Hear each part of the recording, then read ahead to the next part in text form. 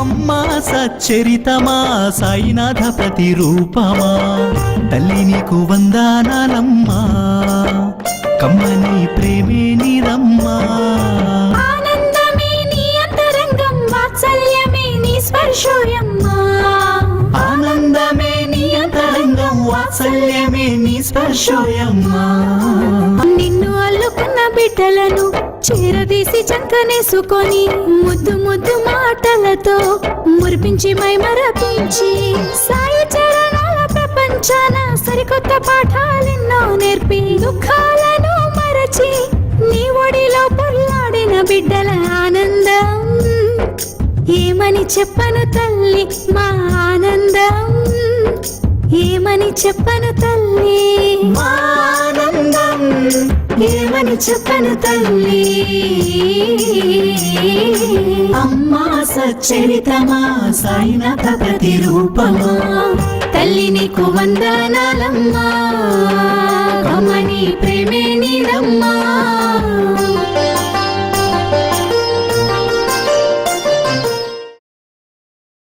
ఈరోజు సచ్చరిత ఉత్సవం జరుపుకోవడానికి ప్రధానమైనటువంటిది ఫోకస్లో ఉంది శ్రీ సాయిబాబా సచ్చరిత. ఆబ్జెక్ట్లో ఉంది, ఆబ్జెక్ట్లో ఉన్నది హేమాడ్ పంత్. అంతే కదా, ఒక గొప్ప కార్యాన్ని బాబా హేమాడ్ పంత్కు తలకెత్తాడు.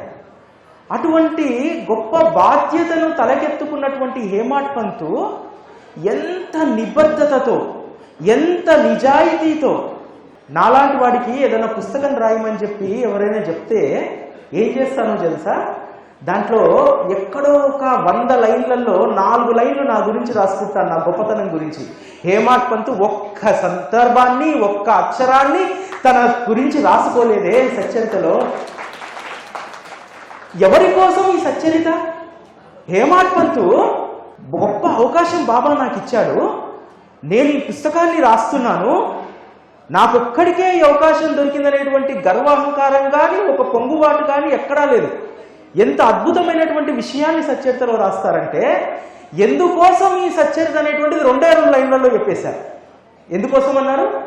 భవిష్యత్ తరాల వారు సాయిని సజీవంగా చూడలేదనేటువంటి లోటు ఉండకుండా ఉండేందుకు ఈ గురు కథ అని చెప్పడం జరిగింది. ఎవరి కోసం?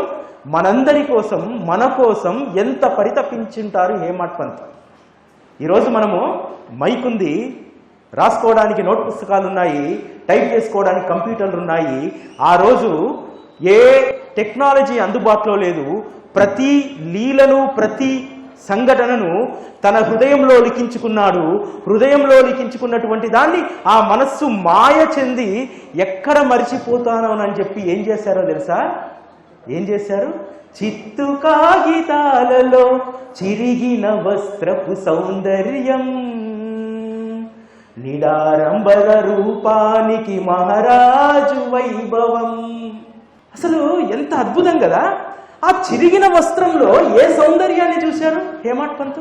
అసలు మాసిపోయిన గడ్డము, సాధారణమైనటువంటి కఫ్ని వేసుకున్నటువంటి ఆయనకు సచ్చరితలో మహారాజు వైభవాన్ని ఇచ్చాడు కదా. అంటే ఎంత ఊహించి ఉంటాడు బాబా యొక్క వైభవాన్ని. ఒకానొక సందర్భంలో హేమాడ్ పంత్ ఒక మాట రాస్తారు, ఈ బాహ్య అలంకరణలు ఏవీ కూడా బాబాకు పట్టవు, కానీ వారికి సమర్పించేటువంటి దాంట్లో దాని వెనుకాల భక్తుల ప్రేమ ఇమిడి ఉంటుంది కాబట్టి ఆయన వెండి సింహాసనాన్ని కూడా వారు తిరస్కరించలేదు. ఎందుకంటే అది వారికి ఇబ్బందికరమైనా సరే దాని వెనకాల భక్తుల ప్రేమ ఉంది. అప్పుడు వెండి సింహాసనం ఎక్కడిది బాబాకు? ఎంత ముందుగా బాబా యొక్క వైభవాన్ని సచ్చరితలో దర్శింపజేశారో మనకు ఆ ఒక్క పాయింట్ మనకు అర్థమవుతుంది. అంతేకాదు, మనం ఏదైనా సరే ఈరోజు మనకు సచ్చరిత బోధించేటువంటి వారు, మీ సార్ పద్మనాభరెడ్డి గారైనా సరే, నాలాంటి వారైనా సరే, ఎలా బోధపడుతుంది మీకు? నోరు విప్పి చెప్పితే బోధపడుతుంది. మరి పెదవే కదపని బోధనల ప్రవాహం, సాయి కృపామృత ధారల జలపాతం. అసలు ఆయన పెదవే విప్పలేదు కదా, ఎట్లా ఒడిసి పట్టాడు హేమాడ్ పంత్? ఎట్లా దాన్ని పట్టుకోగలిగాడు? అంటే హేమాడ్ పంత్ అనేటువంటి ఆత్మ ఎప్పుడూ కూడా సాయి పరమాత్మలో లీనమై ఉంది. అందుకని అంత అద్భుతంగా బాబా గురించి వారు చరిత్రను రాయగలిగారు.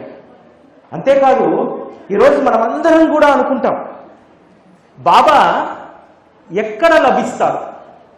సచ్చరితలో మాత్రమే లభిస్తాడు. మీరు 64 అడుగుల విగ్రహాన్ని పూజించిన, బాబాకు 64 లక్షల పదార్థాలతో అభిషేకం చేసిన బాబా లభించడు. కేవలం శ్రీ సాయి బాబా సచ్చరితలో మాత్రమే లభిస్తారు. ప్రతి అక్షరంలో వారు సాక్షాత్కరిస్తారు. అందుకోసం మనకు సచ్చరిత వైభవం ఎంత గొప్పదంటే, హేమాడ్ పంతు అక్షరాల్లో సాయిని సాక్షాత్కరింపజేసి, అంతరంగాల్లో సాయిని సజీవునిగా చేసి, తరతరాలకు తరగని సంపదనిచ్చి, తరగని చెరగని సాయి సంపదనిచ్చి. అంతేనా కదా? ఈరోజు మనందరి దగ్గర ఉన్నటువంటి సంపద ఏమిటి? కేవలం శ్రీ సాయి సచ్చరిత కదా. శ్రీ సాయి సచ్చరిత అనేటువంటి ఆ సంపదను మనం కూడగట్టుకుంటే ఈ జగత్తులో మనకంటే ఐశ్వర్యవంతులు మరొకరు లేరు అనేటువంటి సత్యాన్ని ఎప్పుడూ గమనించాలి. ఎందుకంటే సాయి సచ్చరిత ఎంతటి ధైర్యాన్ని ఇస్తుందంటే, మన లౌకిక వ్యాపారంలో మనం ఎంత లోతుకు మునిగిపోయినా, ఎన్ని కష్టాలలో చిక్కుకున్నా, శ్రీ సాయి సచ్చరితను ఆశ్రయించినటువంటి వారు కృంగిపోరు. వారిని చూసి సమస్యలు పారిపోతాయి. అది సాయి సచ్చరిత ఇచ్చేటువంటి గొప్ప బలం మనకు. అందుకనే సచ్చరితను ఒక్కసారి ఆశ్రయించినటువంటి వారు దాని నుంచి విడిపడి ఉండలేరు. 100% ఇది. దానితోటి విడిపడి ఉండలేరు. అది తప్ప మరొక దాన్ని ఆశ్రయించలేరు. సాయి సచ్చరిత మీరందరూ పారాయణ చేస్తారు కదా, మీరందరూ అధ్యయనం చేస్తున్నారు కదా, దాని నుంచి ఎప్పుడైనా విడిపడి పోవాలని ఎవరికైనా అనిపించిందా? అనిపించలేదు కదా. విడిపడి పోవాలనిపించదు. అది తప్ప మరొకటి చూడాలనిపించదు. ఎందుకంటే బాబా యొక్క సజీవమైనటువంటి రూపం అందులో నిక్షిప్తమై ఉంటుంది. బాబా సాక్షాత్తు మనకు ఎక్కడ దర్శనం ఇస్తారంటే, చాలా మంది అంటుంటారు, బాబా స్వప్న దర్శనం ఇచ్చారండి, బాబా ఎవరి రూపంలో వచ్చో దర్శనం ఇచ్చారండి అని చెప్పి. దానికంటే అద్భుతమైనటువంటి అనుభవం సచ్చరిత అక్షరాల్లో ఆయన దర్శనం ఇస్తారు. అంతేకాదు సచ్చరిత ఎంత గొప్పదంటే, అది ఆగిపోయేటువంటి జీవితాలను ముందుకు తీసుకెళ్తుంది. వెనకబడ్డటువంటి మన యొక్క స్థితిని ముందుకు తీసుకెళ్తుంది. అంత గొప్పది సచ్చరిత. కేవలము మనకు లౌకికపరమైనటువంటివి మాత్రమే కాదు, సచ్చరిత మన ప్రాణాలను నిలబెడుతుంది. సచ్చరితలో ఉన్నటువంటి ఒక్కొక్క అక్షరం, ఒక్కొక్క అమృత గుళిక. ఎవరమైతే సచ్చరితలో ఉన్నటువంటి ఈ అమృత గుళికలను మనం ఆస్వాదిస్తామో మనందరికీ కూడా ఎప్పుడూ ఎటువంటి సమస్య అనేటువంటిది ఉండదు. అంతేకాదు సచ్చరిత ఎంత గొప్పగా హేమాడ్ పంతు ఆవిష్కరిస్తారు. హేమాడ్ పంతుకు ఎందుకు బాబా ఇటువంటి అద్భుతమైనటువంటి అవకాశాన్ని ఇచ్చారు? బాబా తన వారిని ఎంపిక చేసుకునేటప్పుడు కార్యదీక్షత కలిగినటువంటి వారిని ఎంపిక చేసుకుంటారు. ఈరోజు మీ అందరికీ కూడా ఒక మార్గదర్శిగా ఉన్నటువంటి పద్మనాభరెడ్డి గారిని బాబా ఎందుకు ఎంపిక చేసుకున్నాడు? ఊరికనే ఎవరిని ఎంపిక చేసుకోరు. బాబా అనేక గుణాలను బాబా చూస్తాడు. ఒకవేళ ఇతనికి నేను పనిని అప్పగిస్తే చివరంత వరకు చేస్తాడా లేడా అనేటువంటి మన పూర్వాశ్రమాన్ని బాబా చూస్తాడు. హేమాడ్ పంత్ పూర్వాశ్రమాన్ని ఎలా చూశాడు? చాలా చిన్న వయసులో తల్లిదండ్రులు చనిపోతే పిన్నమ్మ దగ్గర పెరుగుతూ కాస్త శక్తి రాగానే ఒక స్కూల్లో టీచర్గా పనిచేసి, ఆ తర్వాత ప్రభుత్వాధికారులను మెప్పించి సెకండ్ గ్రేడ్ క్లర్క్గా పనిచేసి, అక్కడి నుంచి అంచెలంచెలుగా రెవెన్యూ డిపార్ట్మెంట్లో ఎదుగుతూ ఆఖరికి రెసిడెంట్ మెజిస్ట్రేట్ బాంద్రా వరకు చేరుకున్నారు. ఎలా చేరుకున్నారు? కార్యదీక్షత. అది చూశారు హేమాడ్ పంత్లో. హేమాడ్ పంత్లో భక్తి లేదు, బాబా పట్ల విశ్వాసం లేదు. ఈ సచ్చరిత కూడా ఎట్లా పుట్టింది? సంశయం నుండి సచ్చరిత పుట్టింది. ఏ సంశయము?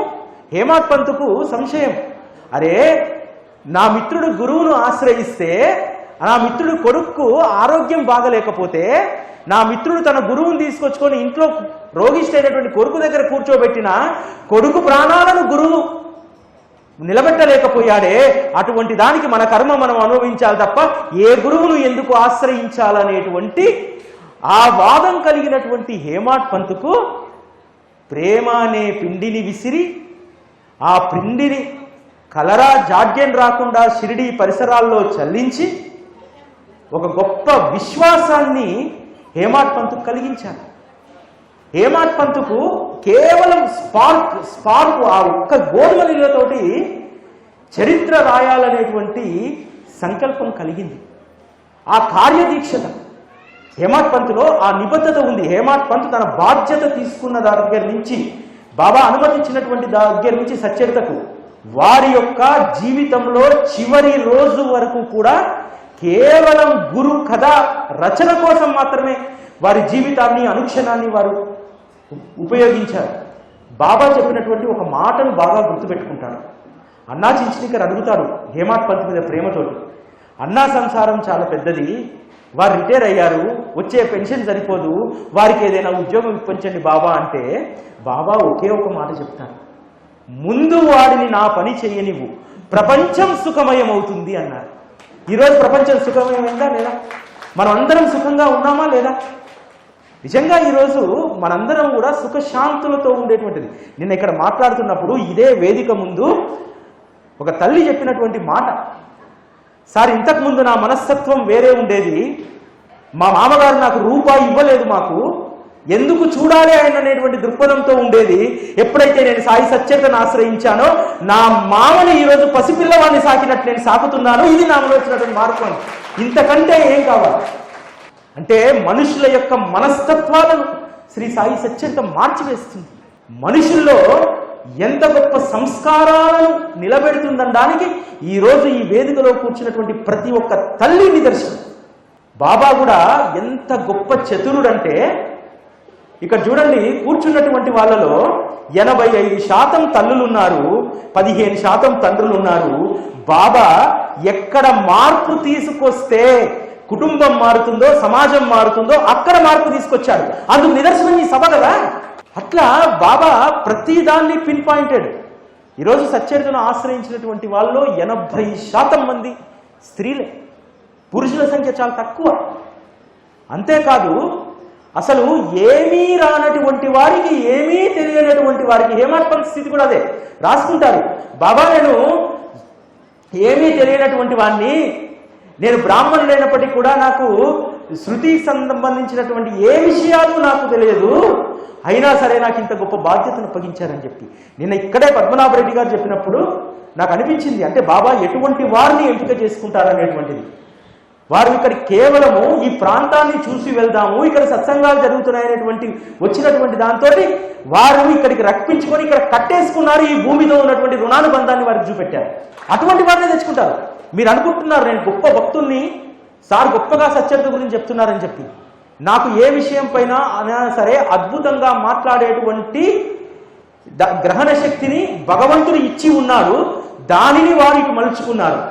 నేను దాదాపుగా 2013-14 వరకు కూడా విద్యార్థి దశ నుంచి, ఖమ్మం జిల్లాలో చాలా మందికి తెలుసు, విద్యార్థి దశ నుంచి నేను భారత విద్యార్థి ఫెడరేషన్లో ఒక కీలకమైనటువంటి స్థాయిలో ఉండి కేవలం ఒక గతతార్కిక భౌతికవాదాన్ని, దేవుడు లేడు, గతతార్కిక భౌతికవాదం ఉందనే ఇటువంటి సభల్లో, అనేక సభల్లో గతతార్కిక భౌతికవాదం గురించి మాట్లాడినటువంటి నేను ఈరోజు సాయి సచ్చరిత గురించి, బాబా గురించి మాట్లాడుతున్నానంటే ఆయన ఎంపిక ఎటువంటిదో చూసుకోండి. మీరు అనుకుంటున్నారు పద్మనాభరెడ్డి గారిని, నన్ను, ఇంకొకరిని బాబా ఎంపిక చేసుకున్నారని చెప్పి. మిమ్మల్ని ఎంపిక చేసుకోవడంలో కూడా దానికి ఒక అర్థం, పరమార్థం, మీరు చేయాల్సినటువంటి కర్తవ్యం దాగి ఉందనేటువంటి విషయాన్ని ఎప్పుడూ మనం గుర్తుపెట్టుకోవాలి. అదేవిధంగా హేమాడ్ పంతు ప్రతి విషయాన్ని కూడా ఎంత అద్భుతంగా చెప్తారంటే, గురు కథాశ్రవణం గురించి చెప్పినప్పుడు, గురువు యొక్క విశిష్టత గురించి చెప్పినప్పుడు ఒక మాట చెప్తారు. జోరీగా ఎప్పుడూ కూడా ఆవు పొదుగును పట్టుకొని ఉంటుంది. ఆవు పొదుగును పట్టుకున్నటువంటి ఆ జోరీగా ఎప్పుడూ కూడా దానికి రక్తం మాత్రమే ప్రీతి.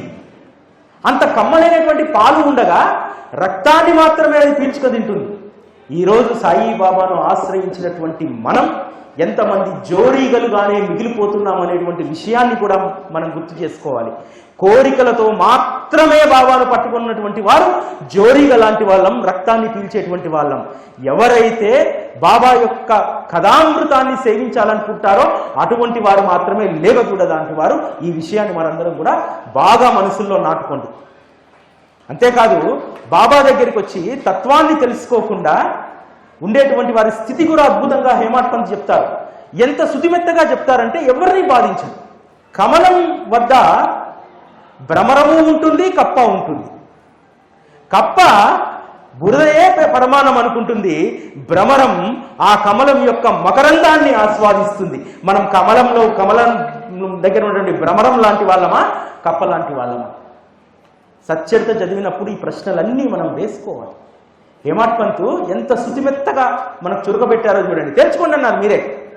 ఇది చదవనటువంటి వాడు కప్ప లాంటి వాడు, ఇది చదివినటువంటి వాడు భ్రమరం లాంటి వాడు అని రాయలే. ఇద్దరు ఉంటారు అక్కడ. మీరేమిటో మీరు తెలుసుకోమన్నారు. ఇంకో మాట చెప్తారు, బాబా దగ్గరికి వచ్చినప్పుడు మన స్థితి ఏమిటనేటువంటిది. కాకి లాంటి నేను సాయి చరణ మానస సరోవరంలో హంసలా మారిపోయాను అని చెప్పి రాస్తారు. సాయి సచ్చరితను, సాయి కథాశ్రవణాన్ని వినేటువంటి వారు ఆలోచించుకోవాలి. ఇంకా మనం కాకుల్లాగా కావుకోవమని అరుస్తున్నామా కోరికలతోటి? సాయి చరణ సరోవరంలో మనము హంసలా మారిపోయామా? ఇవన్నీ చెక్ పాయింట్స్. సచ్చరిత పారాయణం, అధ్యయనం, ఇది మననం మాత్రమే కాదు, చెక్ పాయింట్స్ అన్నింటిని కూడా మనము చెక్ చేసుకోవాల్సినటువంటి అవసరం ఇక్కడ ఉన్నది. అంత గొప్ప కథామృతం. మనం అనుకుంటాం సచ్చరిత కథలు, లీలలు, కొన్ని బోధనలు అని చెప్పి. అది మాత్రమే కాదు, ఇక్కడ గీత కేవలం భగవద్గీత బోధించింది, శ్రీ సాయి సచ్చరిత ఆచరణ మార్గాన్ని చూపెట్టింది. నీ జీవితంలో ఏ ఏ సమయాల్లో ఎప్పుడెప్పుడు ఎలా ఉండాలి అనేటువంటి దాన్ని శ్రీ సాయి సచ్చరిత మనకు అందజేస్తుంది. అంత గొప్ప శ్రీ సాయి సచ్చరితను ఆశ్రయించినటువంటి మనం అదృష్టవంతులమా కాదు? 100% అదృష్టవంతులం.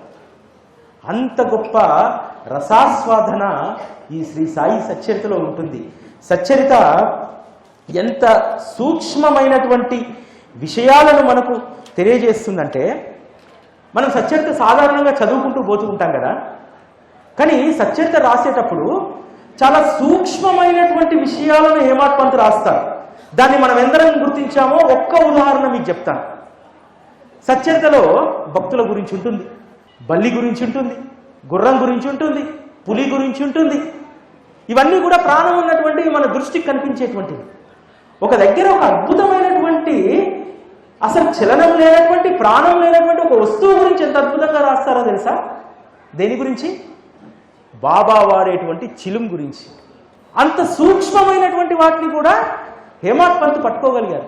అంటారు, ఆహా, ఈ చిలుం ఎంత అదృష్టం చేసుకుంది, బాబా యొక్క ముఖ చుంబనాన్ని అది ముద్దాడుతుంది అని చెప్పి రాస్తారు. రాసి మళ్ళీ రాస్తారు, దానికి ఆ అర్హత ఊరికే రాలేదు, దాని పసితనంలో కుమ్మరి కాళ్ళ కింద నలిగి అది ఒక రూపానికి తెచ్చుకొని అది కొలిమిలో కాలి ఆ తర్వాత ద్వారకామాయి చేరి బాబా యొక్క చుంబనాన్ని అది పొందింది. అంత కష్టపడితే తప్ప చిలుం బాబా నోటి దగ్గర రాలేదు. మరి మనం ఏం చేస్తే ఆయన పాదాల దగ్గరికి పోతామో ఆలోచించు. ప్రతిదీ కూడా ఎంత అద్భుతమైనటువంటి కీ పాయింట్స్ సచ్చరితలో చెప్తారంటే, నా వినతి ఏంటంటే, మీరు నెక్స్ట్ సచ్చరిత పారాయణ చేసేటప్పుడు ఈ కోణంలోంచి చదవండి. హేమాడ్ పంత్ ఊహించుకోండి, అరే హేమాడ్ పంత్ ఎంత చతురుడు, ఏమేమి ఇంకా రాసి ఉంటాడు, నేను ఏమేమి మిస్ అయ్యాననేటువంటి ఆ కోణంలో నుంచి ఒకసారి సచ్చరితం చదవండి. ఎంత ఆత్మతృప్తి కలుగుతుందంటే అంత ఆత్మతృప్తి కలుగుతుంది. హేమాడ్ పంత్ అంటే మనందరికీ కూడా ఒక గౌరవ భావం. ప్రపంచంలో ఎవరికీ ఇవ్వనటువంటి ఒక గొప్ప అదృష్టాన్ని పొందినటువంటి భాగ్యశాలి హేమాడ్ పంత్. సచ్చరిత గురించి కావచ్చు, సచ్చరిత వ్యాఖ్యానాలు కావచ్చు, ఇంకే పుస్తకాలైనా కావచ్చు, బాబా పైన అనేక మంది రాసి ఉండవచ్చు దాకా, వాటన్నింటికీ కూడా మాతృక హేమాడ్ పంత్ రాసినటువంటి శ్రీ సాయి సచ్చరిత మాత్రమే. ఆ సాయి సచ్చరితను వారు ఎలా కూర్చారంటే, పరమార్థాన్నిచ్చే సచ్చరితని సంతగా మార్చి ఒక్కొక్క అధ్యాయం ఒక్కొక్క అంగడిగా భక్తుల అపూర్వమైన అనుభవాలే సరుకులుగా అందమైన లీలలన్నీ రాసులుగా పోసి కోరుకున్న వారికి అందరికీ ఉచితంగానే వెలకట్టలేని జ్ఞాన రత్నాలను ఇచ్చారు. ఏమన్నా రేటు పెట్టారా హేమత్ పంతు? మనందరి కోసము ఈ కందుకూరు గ్రామంలో సచ్చరిత అనేటువంటి సంతను పెట్టారు. ఆ సంతలో ఏ అంగళ్ళు ఉన్నాయి? 53 అంగళ్ళు ఉన్నాయి. ఒక్కొక్క అధ్యాయం ఒక్కొక్క అంగడి. ఆ అంగడిలో సరుకులు ఏమున్నాయి? భక్తుల యొక్క అపూర్వమైనటువంటి అనుభవాలైనటువంటి సరుకులను పేర్చాడు. వేటిని రాసులుగా పోసాడు? రత్నాలను రాసులుగా పోసి అమ్మారు రాయలసీమలో అని అంటారు కదా. ఏమి రాసులు పోశారు? లీలలనే రాసులుగా పోశారు. పోసి ఏం చేశాడు? అమ్మాడా? అందరికీ, కోరుకున్నటువంటి వాళ్ళందరికీ ఉచితంగా ఇచ్చేశాడు. ఉచితంగా ఇస్తే నాచిరకంగా ఉంటాయి కదా, అవి నాచిరకమైనటువంటివి కాదు, అద్భుతమైనటువంటి వెలకట్టలేనటువంటి జ్ఞానరత్నాలను మనకి ఇచ్చారు. ఇది హేమత్ పంత్ ఇచ్చినటువంటిది. మన ఇష్టం, ఏరుకోండి. మీకు ఎన్ని రత్నాలు కావాలంటే ఆ నేర్కోండి. సచ్చరిత అనేటువంటి సంతలో ఫ్రీగా దొరికేటువంటి సరుకు. ఈ ప్రపంచంలో ఏ దానినైనా ఉచితంగా తీసుకుంటే దానికి విలువ ఉండదు, కానీ సచ్చరితలో నువ్వు తీసుకునేటువంటి ఆ జ్ఞానరత్నానికి అద్భుతమైనటువంటి విలువ ఉంటుంది. ఆ జ్ఞానరత్నాలను ఎప్పుడూ కూడా మనం ఏరుకునేటువంటి పనిలో మనము తప్పకుండా ఉండాలి. అట్లా సచ్చరిత పట్ల మనందరి అటెన్షన్ కూడా ఎప్పుడు దాంట్లో ఉండేలాగా హేమత్ పంతు అద్భుతమైనటువంటి కావ్యాలంకరణను వారు చేయడం జరిగింది. అంతేకాదు బాబా యొక్క మనస్తత్వాన్ని ఎంత అద్భుతంగా ఆవిష్కరిస్తారు, ఒకే పదంలో చెప్పేస్తారు. శ్రీ సాయి బాబా యొక్క హృదయం నవనీతం లాంటిది అంటారు. నవనీతము ముట్టుకుంటే కరిగిపోతుంది కదా, వారి హృదయం నవనీతం లాంటిదని చెప్పి దాని కింద ఒక మాట రాస్తారు. వెన్నెను కరిగించాలంటే తాపం కావాలి, తాపం తాకితే తప్ప వెన్నె కరగదు. కానీ సాయి సద్గురువు యొక్క హృదయం ఇతరులకు తాపం కలిగితే కరిగిపోతుందట. అందుకనే మనకి ఏ తాపం కలిగినా ఆయన హృదయం కరిగిపోయి అరే నా బిడ్డ ఇబ్బంది పడుతుందని చెప్పి ఎక్కడున్నా దిగొస్తాడు. అది వారి యొక్క గొప్ప ఔదార్యం అనేటువంటిది అని చెప్పాడు. ఇటువంటి అద్భుతమైనటువంటి మాటలు సత్యతలో ఉంటాయి. వాటిని పట్టుకోవాలి. మనం పట్టుకుంటే బాబా యొక్క అంతరంగం ఏందనేటువంటిది అర్థమవుతుంది. హేమత్ పంతు ఇంకో గొప్ప విషయాన్ని రాస్తారు. అంటే బాబా ఎవరు అనేటువంటి విషయంని చాలా స్పష్టంగా తెలియజేయడానికి ఉద్ధవ గీతలో ఉన్నటువంటి ఒక విషయాన్ని ప్రస్తావిస్తారు. శ్రీకృష్ణ పరమాత్మ ఉద్ధవుడితో చెప్తారు, సత్పురుషులందరూ కూడా నా ప్రతిమలే అని చెప్తారు. అని చెప్పి నా ప్రతిమలే అని చెప్పడం కూడా తక్కువే, వారు నా స్వరూపాలే, వారి యొక్క బాధ్యతను నేను తీసుకుంటాను, వారిని ఎవరైనా నిందిస్తే నేను బాధపడతానని చెప్పి శ్రీకృష్ణ పరమాత్మ చెప్పినటువంటి ఒక అద్భుతమైనటువంటి విషయాన్ని బాబా యొక్క దైవత్వానికి సంబంధించి, వారి యొక్క అద్భుతమైనటువంటి శక్తికి సంబంధించి ఇక్కడ రాయడం జరుగుతుంది. అంతేకాదు శ్రీ సాయి సచ్చరిత ఎవరికి ఉపయోగం, ఏం చేయాలి సచ్చరిత కోసం? మనం ఖచ్చితంగా మనం మాత్రమే కాదు, మన భవిష్యత్ తరాలకు దీన్ని అందించాల్సినటువంటి బాధ్యత మన పైన ఉంది. ఎవరమైతే మన పిల్లలను బాబా దగ్గరికి చేర్చి బాబా యొక్క కథలు, లీలలు, సత్సంగాల్లో మనం భాగస్వామ్యం చేస్తామో అప్పుడే బాబాను మనం భవిష్యత్ తరానికి ఇచ్చినట్టు. లేకపోతే నువ్వు చదువుకో, నువ్వు ఉద్యోగం చేసుకో, నీ జీవితంలో నువ్వు సంపాదించుకో అనేటువంటి దాన్ని మాత్రమే మనం ప్రోత్సహిస్తే, నేనున్నాను కదా, నీకేమైనా కావాలా, ఇంజనీరింగ్లో సీట్ కావాలా, నేను అడుగుతాను బాబాను. చాలామంది తల్లులు చేసేటువంటి పొరపాటు అదే, నేను అడుగుతాను బాబాను. నీకు మంచి ఉద్యోగం కావాలా, నేను మొక్కుతాను బాబాను. ఇక్కడ గుర్తుపెట్టుకోవాల్సింది ఏంటంటే బాల్యం నుండి కూడా పిల్లలకు బాబా అనేటువంటి అమృతప్రాయమైనటువంటి సహచర్యాన్ని మనం అందిస్తే, తల్లి తన బిడ్డకు శక్తి వచ్చేంత వరకు తన సైన్యం నుంచి ఏ విధంగా అయితే పాలన ఇస్తుందో, వాడికి శక్తి వచ్చిన తర్వాత సాయి కృపామృత ధారను ఖచ్చితంగా వాడికి పట్టించాల్సినటువంటి బాధ్యత మనందరిపైన ఉంది. దీన్ని మనందరం కూడా గుర్తుపెట్టుకోవాలి. అంతేకాదు ఈ సాయి సచ్చరిత ఎంత అద్భుతమైనటువంటి అమృత భాండాగారం అంటే సచ్చరిత గురించి చెప్పాల్సి వస్తే 4 పదాలు నేను చెప్పదలుచుకుంటే ఒకటే ఒక మాటలో నేను చెప్తాను. అక్షర గులికల సంజీవనం అమోఘ లీలల సారం లీలా మానుష చరితం సచ్చరితం సాయి చరితం.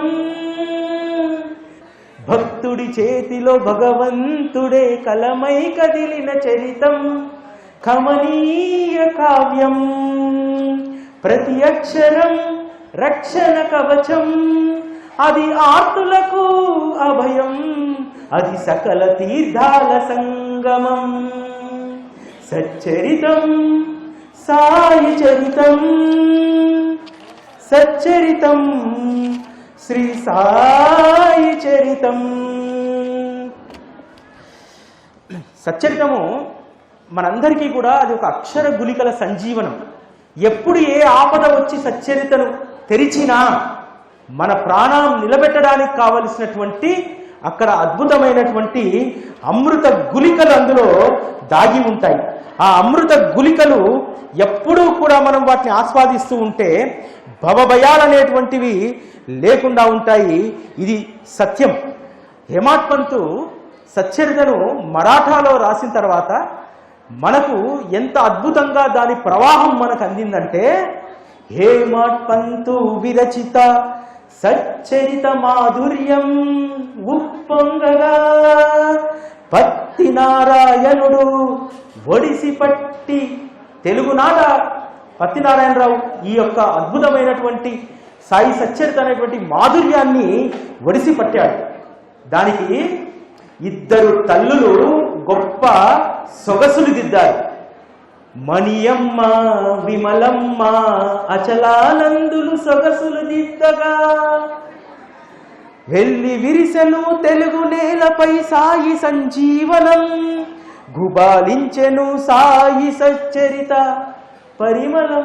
ఇక్కడ కూడా 2 తల్లులే. హేమాడ్ పంతు రాసినటువంటి శ్రీ సాయి సచ్చరితను మణెమ్మ గారు ఒక సాధనగా చేసుకొని విమలా శర్మ గారు ఆ సచ్చరితను ఇంకా మణెమ్మ గారి కంటే కూడా ఇంకా సరళమైనటువంటి భాషలో మార్చి ఆ 2 తల్లులు కూడా తెలుగులో మరాఠీ మాతృక అయినటువంటి సచ్చరితను అత్యద్భుతంగా మనకు అందించారు. ఈ సందర్భంగా ఆ 2 తల్లులకు కూడా మనం కృతజ్ఞతలు తెలియజేసుకోవాల్సినటువంటి అవసరం ఉంది. సచ్చరిత అంటేనే కృతజ్ఞత. కృతజ్ఞత లేనటువంటి జీవితం, కృతజ్ఞత లేనటువంటి సాయి సచ్చరితను ఆశ్రయించినటువంటి జీవితాలు ఎందుకు కూడా పనికిరావు. ఈరోజు ఒక్క మార్గదర్శి మీకు అద్భుతమైనటువంటి సచ్చరితను చూపెట్టిన తర్వాత ఆయన పట్ల మీకున్నటువంటి కృతజ్ఞత నన్ను అబ్బరపరిచింది. అది జనానికి ఉండాల్సినటువంటి ఒక బాబా భక్తుడిగా భక్తురాలుగా ఉండాల్సినటువంటిది ఏంటంటే కృతజ్ఞత. కాకపోతే దురదృష్టం ఏమిటంటే చాలామంది అవసరం కోసం సాయిబాబా, అవసరం కోసం సాయి సచ్చరిత, అవసరం కోసం నాలాంటి వారి మాట, అవసరం కోసం పద్మనాభరెడ్డి గారు లాంటి మాట, ఇవి అవసరం కోసం మాత్రమే వినియోగించుకున్నటువంటి వాళ్ళు పక్కా దురదృష్టవంతులుగా మారిపోతారు. ఎవరైతే నిత్యము సచ్చరితను ఆశ్రయించి ఉంటారో, ఎవరికైతే సచ్చరితను ఆశ్రయించడం మాత్రమే కాదు దాని పట్ల కృతజ్ఞత కలిగి ఉంటారో. హేమాడ్ పంత్ ఒక మాట రాస్తారు కృతజ్ఞతకు సంబంధించి. ఈరోజు మనం అందరం బాగా గుర్తుపెట్టుకోవాలి. ఎవరైతే సాయి అనేటువంటి సత్సంగ ప్రాప్తిని నాకు కలిగించారో, దాని ద్వారా నా అంగ ప్రత్యంగాలు సుఖాన్ని పొందుతున్నాయో అటువంటి వారికి నా జీవిత పర్యంతం కృతజ్ఞులై ఉంటాను. నేను నానాసాహెబ్ చందోర్కర్కు, కాకాసాహెబ్ దీక్షిత్కు నేను జీవిత పర్యంతం కృతజ్ఞుని అని చెప్పి హేమాడ్ పంత్ రాస్తారు సచ్చరితలో. మనకు ఆ కృతజ్ఞత ఉందా లేదా చెక్ చేసుకోండి. సచ్చరిత శ్రవణం చేయడం కాదు, సచ్చరితను ఎవరో చెప్తే, ఒక మార్గదర్శి చెప్తేనో, నాలాంటి వారు చెప్తేనో వినడం కాదు.